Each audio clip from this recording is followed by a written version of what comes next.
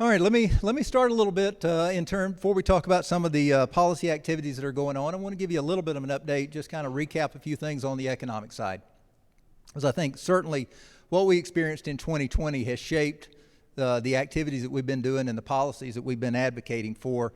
So I'm going to quickly hit a few things that are going on in the market. See if we can get this going.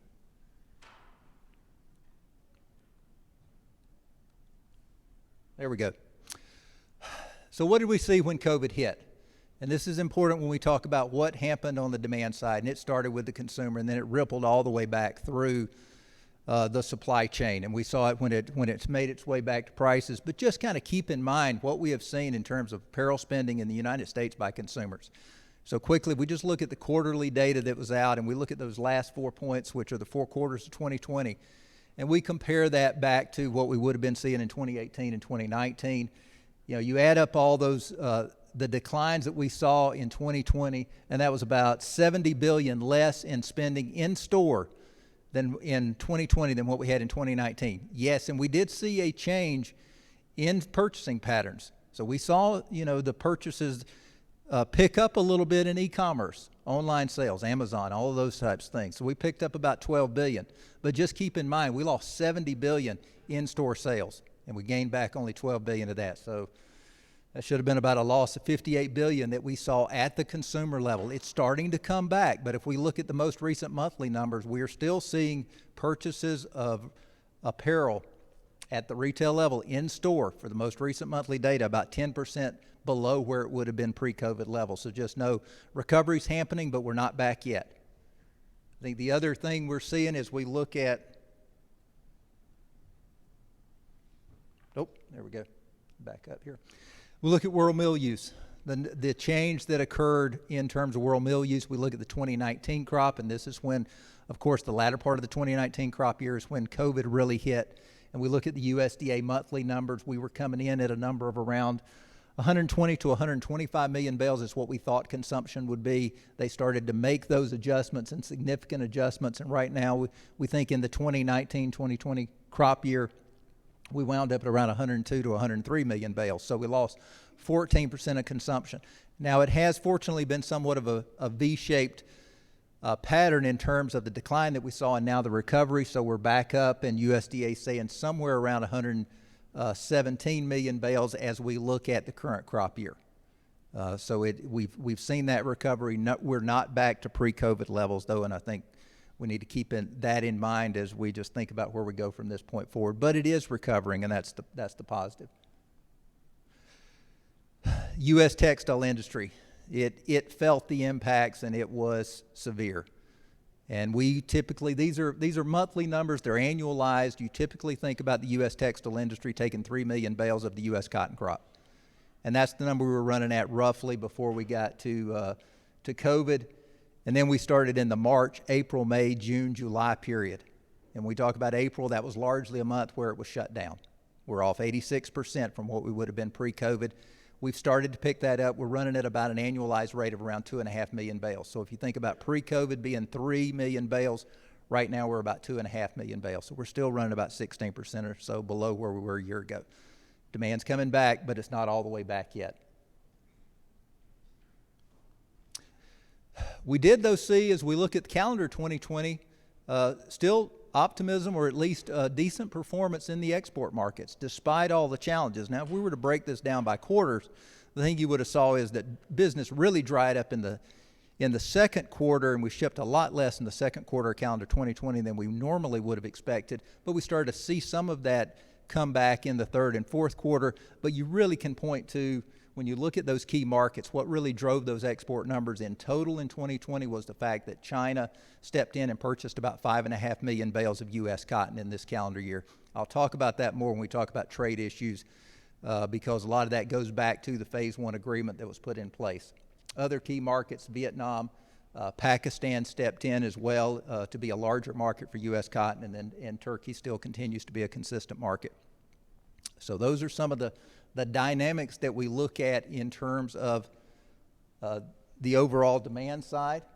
If I made just a couple of comments on the balance sheet, our perspective on the balance sheet changed a lot over the last year. We went into the year thinking we were going to be carrying A lot of stocks in the balance sheet came out of carrying about 7 million bales, a smaller U.S. crop, better than expected export performance, and that put us in a situation where now we're about 4 million bales on the balance sheet at the end of the 2020 crop year. And as we look ahead to next year, say 21-22, where's that going to leave us? We got already a lot of challenges looking ahead to the production side for this year's crop. USDA says planted acreage is going to be stable.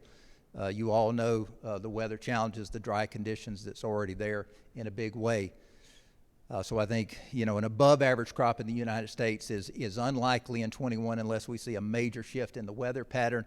I think export markets, there's still reason for optimism there. Point being is, I believe as we get into next year's balance sheet, 2021-22, we still stay tight on stocks, and USDA has it down at about 3.7 million bales. So when you get down into that low 20s on a stocks to use relationship, that's typically a fairly tight basis. But we got to watch production, and we have to watch China phase 1 in terms of what happens with those shipments. Let me talk about a few of the policy issues that we're working on. Oops. I'll get in sync with this maybe by the end of the presentation. Cody mentioned some of these issues that have played out. We certainly saw some economic assistance come to bear to the industry as we went through 2020. We know there's still one more tranche of payments to be made under CFAP. That was assistance that was approved at the end in a package at the end of calendar 2020. That's $20 per acre. Our anticipation is that should be distributed just about any time. So I think USDA is at a point where they're ready for those dollars to come out. One of the policies that we advocated or assistance that we advocated for was the textile industry assistance. Our understanding is that will be also distributed later this month. So I think USDA is also getting close on getting assistance to U.S. textile mills, which will help ease some of the economic burden that they saw when we had that the shortfall and the sharp drop in demand that occurred last year. A few other things, WHIP Plus and QLA, Quality Loss Adjustment Program. Those programs are underway. Sign up on QLA actually ends today. There's still some challenges on the implementation of QLA, frankly. I mean, it's been a little bit of a moving target in terms of trying to figure out the exact definitions of what gets turned in and how those QLA payments will be generated.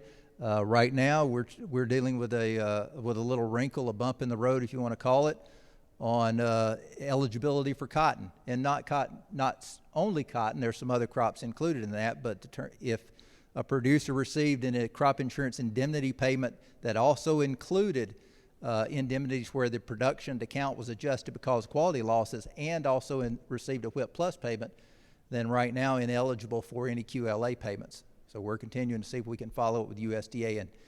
And also I know we're having some input from members of Congress and their staff as well to see if that can be revisited. But they're going to have to finalize QLA because that is ultimately going to determine what happens with any prorating, so depending on how far the money can go. And we'll also determine how the last part of WHIP Plus is playing out. So we will continue to follow that as USDA implements all of those various programs on COVID assistance. Cody mentioned when he was doing his update, I think I forget the exact words you used, Cody, but something along the lines of, with the new people in place in Washington, it's bringing new ideas and new perspectives to light. And that is absolutely true. And one of those perspectives, one of those ideas, not completely new, but it certainly has a renewed energy and a renewed focus, is climate legislation. And that's an activity we're continuing to follow very closely. We are working now on comments that are due by the end of this month in response to questions that USDA posed about climate smart agriculture and climate legislation and some of the practices that can be done. How should USDA use existing conservation programs? How should they look at various technologies in terms of research needs? So identifying some of those ways that agriculture can focus on, if you want to use the term climate smart agriculture. So those are areas that we're going to be following very closely. There's a lot of slippery slopes, though, in this when we start to delve into these issues, but we don't want some of these things defined, these terminologies, these practices defined without us at the table and being a part of the process. And that's always a challenge that we run into. But we do think something will happen along these lines on the climate side. We know that Senate Ag Committee leadership's working as well on the Growing Climate Solutions Act. And so we'll see where that goes as we move forward. I do anticipate we could see something there. Maybe it's part of a broader package that the Biden administration and Democrats move forward. It may be part of a reconciliation process so that it only needs the 50 votes and Vice President Harris can break the tie. So we may see something along those lines, but just be aware we are going to stay engaged in this process moving forward. Hopefully we can look for, if there's some opportunities there that'll work for cotton producers, that are voluntary, that are incentives based, that also need to recognize the practices that have already been put in place by a number of producers. I know there's going to be a stronger focus on, well, what's the change going forward? But I think for any of this to work and to have widespread appeal, we're going to have to figure a way to address how we can give consideration, give benefits, give something to those that have already adopted some of these practices. But I think expect a lot more attention on this as we move through the rest of this year. We do have within the American Cotton Producers a working group that we're using as a sounding board for putting some of our comments together. They've already met once via Zoom, and that was very helpful.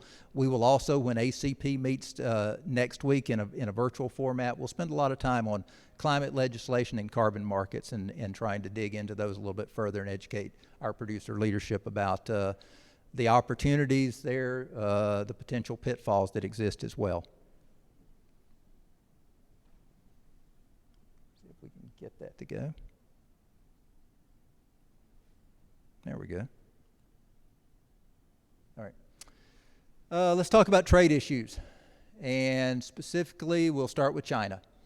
I've already mentioned the 5.5 million bales that they purchased in 2020. And that was a big recovery from the 1.8 to 2 million bales that they had been purchasing. Where that is, did I turn it off? But there's a lot of issues going on with China. One of the things we've continued to stress to the administration is that, is that we need to continue to see phase one move forward. We're in the second year of the phase one agreement now. And so phase one was part of the reason why certainly we saw those increased purchases by China. And we want to continue to see that agreement remain in place as we move through the rest of 2021. But there are complicating factors out there if we just talk about the overall, not just trade tensions, just tensions in general between the United States and China, particularly as they relate to human rights issues, as they relate to technology issues. I mean, you could kind of continue down the line of the tensions that are there now.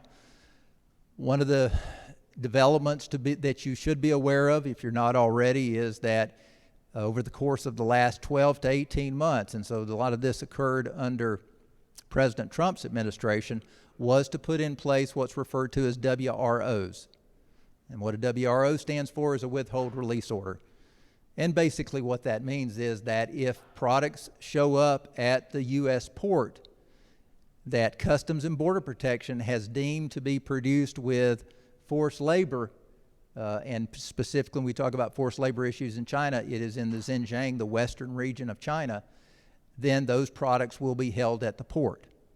And it will be up to the importing company, that brand or retailer, to provide documentation that will allow those products that documentation that forced labor was not used in the supply chain, that will allow those products to be released to that importer.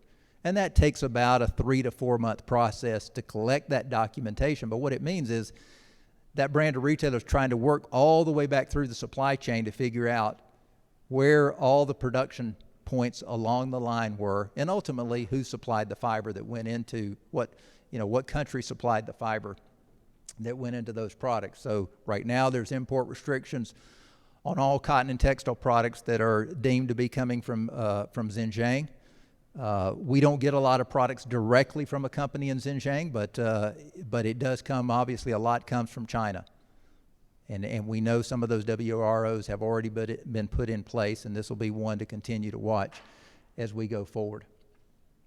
And it may even get broader depending on the actions taken by Congress, and not just deal with, I think right now it's cotton and textile products and it's tomatoes. There's bills that would look at essentially all products. So a trade issue we're going to continue to follow. Other countries of what we're dealing with as we look at exporting about 80 to 85% of U.S. production. Turkey, a 1.7 to 1.8 million bale market. You may be aware that for the last 5 years, U.S. cotton going into Turkey has been assessed a 3% import duty due to an anti-dumping investigation that was put in place back in 2015 through 2016. That is up for a 5-year review. That's something that we will be engaging in as the National Cotton Council to try to argue that those duties should not continue in place. But just be aware that that investigation will be under review by the Turkish government. So we hope we can make some progress there, but I think it's an uphill challenge. Bangladesh is roughly a million bale market for U.S. cotton. We do face some challenges there from the standpoint of they're one of the few countries that requires fumigation. We have been fighting this problem for years. We have made argument after argument after argument about the U.S. production and ginning system, the effectiveness of boll weevil eradication.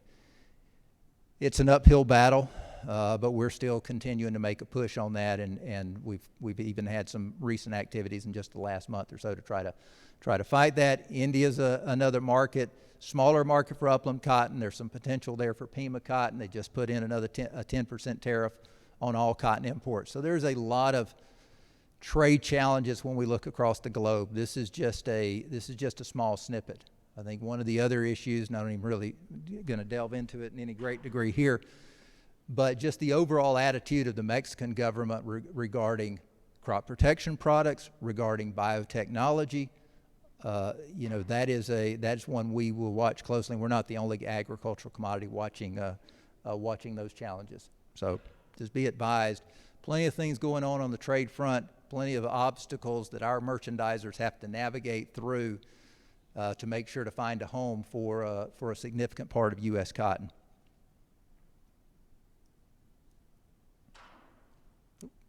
Let me switch over and talk about some industry issues and initiatives. And I want to talk about one that is a broad-based industry initiative. National Cotton Council continues to be heavily involved in it. Cotton Incorporated has been a great partner in this process too, both from a financial support and from the support of staff. Cotton Board has been involved, as well as CCI. It has been a concerted effort to really bring a new program to life, and it's something we've been working on now really for the better part of 3 years or so, to bring a sustainability initiative that we believe can provide the type of data that our textile supply chain needs, and it can provide them the assurances they need about the responsible production practices, the strong labor regulations that we have. All of those are a positive story that we have to tell, and that's one we're going to continue to push forward, and doing that through the U.S. Cotton Trust Protocol. So again, we've really tried to expand enrollment as we went through the 2020 crop. We're going to be looking to expand enrollment as we go into 2021. I will thank those in this room that have already signed up and given us your time, provided your data in a secure format where it's going to be confidential. We're not going to talk about individual producer data. We're only talking about data in aggregate. But your data that you're providing in terms of the management practices, the field level analysis, that gives us a strong story to tell to our textile supply chain. And they are under a lot of scrutiny as they try to answer questions from NGOs, from consumers, from government regulations. If we just look at what we saw in terms of producer enrollment, we had approximately 300 producers that went through all of the requirements of the U.S. Cotton Trust Protocol for the 2020 crop. You can see the breakdown by region of the cotton belt. Based on the data provided, those 300 producers represented about 660,000 acres of cotton. That's probably going to be somewhere around 900,000 to 1 million bales out of the 2020 harvest. And that's a good start. I'm encouraged by that. We know it's a challenge to get producers to participate. We're continuing to look for ways that we can, provide at least some type of incentives, some type of recognition or compensation that can at least offset some of the time that it takes for producers to do that. So we're looking for those opportunities. But I will say this, I think when we look at these numbers, all of this needs to at least double for the 2021 crop. If we had 300 producers, we need 600 that are all the way through. I think the demand side is coming for this program and the recognition's coming. Because if I look at the supply chain enrollment, we've got about 28 cotton merchandisers, essentially, whether it's private merchants or marketing cooperatives. The main ones are engaged. Almost all of them are engaged. And they're a critical part of this program. They have contact with the producers, direct contact with the producers. They know the markets. They know the challenges that the mill customers are facing. And so I can't say enough a thank you to the merchandisers for their work they're doing to help get producers enrolled, to help us collect the data, to help in the verification process. And again, that's going to be key to success. We've got about 220 mills and manufacturers that have signed up in the program. And we've really started to, that's really since last July of trying to promote it to that textile supply chain. 27 brands and retailers are in the process of joining. And if you look at some of those brands and retailers, the big name that we got back in December was the Gap and their associated brands. And that was a big step forward. I think we're getting very close to some other brands and retailers as well. Not ready to make any public announcements, but I do think there's been a lot of traction, a lot of recognition about the data the program could provide, the assurances that it can provide. And I think it helps us as an industry. We've established some overarching goals of continuous improvement, and we've got a great track record. Now we're trying to look to the future. This can help us drive that continuous improvement. And at the end of the day, when these brands and retailers have made commitments that say by some future year they want to be 100% sourcing responsibly produced or sustainable fibers, and they're all going to have different definitions of what they consider to be responsibly produced or sustainable. But we want to make sure when they put that definition or that list together that U.S. Cotton or the U.S. Cotton Trust Protocol is recognized on that list.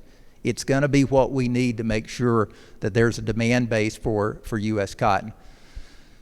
So you will continue to hear a lot about this. We want your feedback too, and we're working through bumps in the road. We're trying to streamline the process of enrollment. So taking the concerns of the producer into consideration as we move forward. But I really believe that as we look at the future and we look at what's going to be expected of our customers, this is going to be an extremely important part of us being able to promote U.S. cotton to our demand base going forward. See if I can jump ahead. A couple of other industry initiatives. I don't think we can make a presentation without talking about the challenges we face on plastic contamination. It's still there. We have resources that are out there for gens, for producers to check out in ways that we can continue to address plastic contamination. So that is, and not all of it, but a lot of it comes from the module wrap. We're going to continue those efforts. Also know that we are working with, see if we can, go back. We're working with the American Society of Ag and Biological Engineers, who are trying to put together a standard. So some specific specifications for the round module wrap. And we hope we see something out of that later this year. The National Cotton Council at our annual meeting adopted a resolution to support the efforts and to address some of these properties of a round module wrap, because we are seeing products that are on the market today that are not as durable, that do not hold up under adverse weather conditions, under cold conditions. So we need some type of standard. We have standard now on bale packaging, bale bagging materials. We need some type of standard here, and I think we'll see something come out of Asabe as we look at later this year. On bale packaging, though, let me mention a couple of initiatives. One is that this goes back to, I guess we were 2020 Joint Cotton Industry Bale Packaging Committee. It was brought to the attention to look at an alternative color for the woven polypropylene bagging. And so it was decided that this basically a variation of a blue, which is called Pantone 306, is a color that is easily detectable by the optical machines in textile mills. So it was a color that was very much preferred over white woven polypropylene bagging. So it was approved in the early part of 2020. And I'll say thanks to Chris Berry for kind of leading our efforts on the Joint Cotton Industry Bell Packaging Committee, and glad to see him here at this meeting. But it was approved. Manufacturers started producing it. We had about 1.3 million bales that were in the 2020 crop. I hope we can expand that number as we go into 2021. I believe it provides a product that our customers appreciate from a color perspective. And in general, we've had some very positive feedback. So we're going to continue to kind of push that forward. And then the other bale bagging project that I would make you aware of is that we get asked a lot about cotton bagging. We have a fully approved specifications for cotton bagging. Actually, it's been fully approved since 1974. We've got about 40,000 of those bags out there that were used by various gens, so it's a very limited pilot program just to see if there is a market for that cotton bale bagging, because it is a more expensive bag. So we're collecting some of the data there. It was used in the 2020 harvest. Thanks to the gens that were willing to do that, thanks to 3 of the merchandisers that we were using, PCCA being one of them that was willing to help us work through this. Also had Staple Cotton and Louis Dreyfus in this project. So we'll collect the data. We'll see how it goes. I'm interested to see the feedback from the mills once we get that information. I'm going to stop right there. I feel like I didn't even hardly scratch the surface on some of the things that are going on the environmental side. Just know we stay engaged in a number of activities to try to fight for the crop protection products that you need, to try to fight off the burdensome regulations or court rulings that come out of the Ninth Circuit. There's just a number of activities that are going on there. So I'm happy to answer any questions at the appropriate time. I'll be around for a while later today and look forward to talking to you at the end of the meeting or over lunch. Let me just close again by saying thank you for your support of the National Cotton Council. We couldn't do what we do without your financial support, your support from your time and commitment, and being willing to carry our message and advocate for the industry priorities. So thank you again, and I wish you the best for 2021.